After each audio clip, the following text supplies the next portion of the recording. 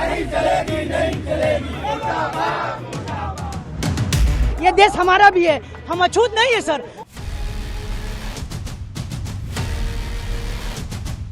पहले तो इन्होंने हिंदू मुस्लिम किया, अब ये जात पात नहीं बांटना चाह रहे लोगों को। हमने अपने खून से हमने आज ज्ञापन लिखा है। आपको मेरा खून ही चाहिए तो आपको खून भी दे रहा हूँ।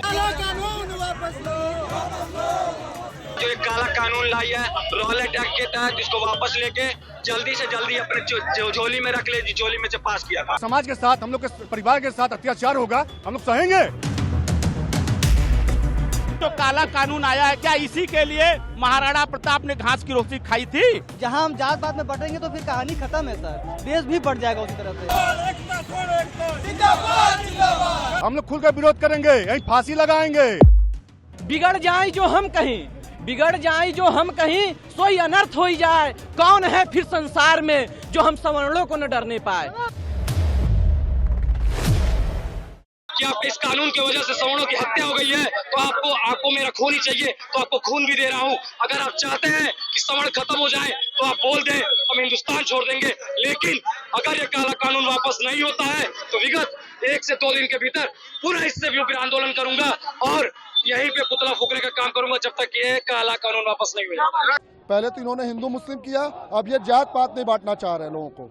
तो ये सौर समाज इतना बेवकूफ नहीं है कि बार बार इनको जिताएंगे और इनको गद्दी पे हम लोग बैठाएंगे, ये लोग बाद में हम ही लोग को चल के हम ही लोग के ऊपर लाठी चलाएंगे।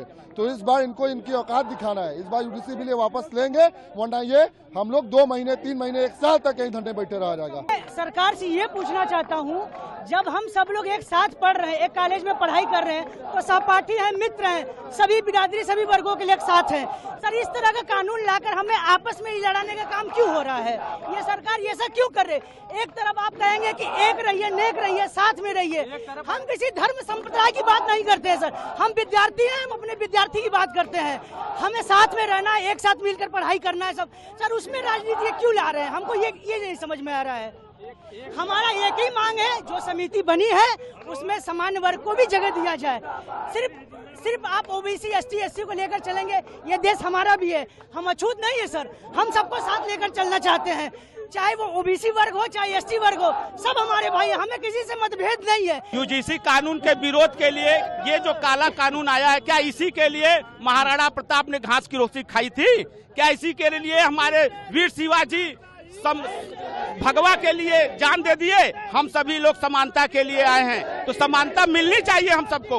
हर समाज एक होना चाहिए, ये नहीं कि एससी एसटी ओबीसी और फॉरवर्डों में लड़ाया जाए और फिर उसके बाद हिंदू मुस्लिम करके आपस में बांटा जाए। हिंदू मुस्लिम बांटा जाए और सवर्णों को, बैकवर्डों को, एससी एसटी को अलग अलग बांटा जाए, ये नहीं चलेगा। मैं यहाँ पुरजोर तरीके से ये कहना चाहता हूँ, अगर मोदी और अमित शाह के द्वारा अगर इस कानून को वापस नहीं लिया गया तो यहाँ से वाराणसी से पुनः उनका सांसद होना ये दूध में मक्खी की तरह निकाल दिया जाएगा। ये एक जनता की आवाज है, जनता की आवाज उनको सुननी चाहिए। जाति पात लिंग भेद जो विश्वविद्यालय में आने के बाद बच्चों को ये सब नहीं सिखाया जाता है, लेकिन सरकार, भारतीय जनता पार्टी की सरकार जो हिंदुत्व की बात करते करते हिंदुओं को ही बांटने लगी। एक है तो नेक है कहते कहते अब वो खुद जाति पात में बच्चों को बांटने का काम कर रही है। तो हमारा एक ही मांग है कि यूजीसी द्वारा जो काला कानून आया गया है, जो जातियों को बांटने का कानून आया है, वो जल्द से जल्द वापस हो। इसके लिए मैं एक कवित्व कहना चाहूंगा, जो कि सवर्णों को तुच्छ समझ रहे हैं। बिगड़ जाए जो हम कहीं, बिगड़ जाए जो हम कहीं, सोई अनर्थ हो जाए। कौन है फिर संसार में जो हम सवर्णों को न डरने पाए। तो हम मोदी जी से यह कहना चाहते हैं, सवर्णों को हल्के में ना ले और यूजीसी काला कानून अपना वापस ले लें, नहीं तो अब तक तो सहते बहुत रहे, अब और न सहा कुछ जाता है। ऐसे यूजीसी काला कानून को हमने बहुत पैरों से कुचला है। इसलिए शपथ खाकर कहता हूँ, बाबा विश्वनाथ की नगरी में शपथ खाकर कहता हूँ, 27 में तो भगाएंगे ही भगाएंगे, 29 में भी लोग सभा से भगा देंगे। नहीं, सवर्णों को हल्के में ना लो।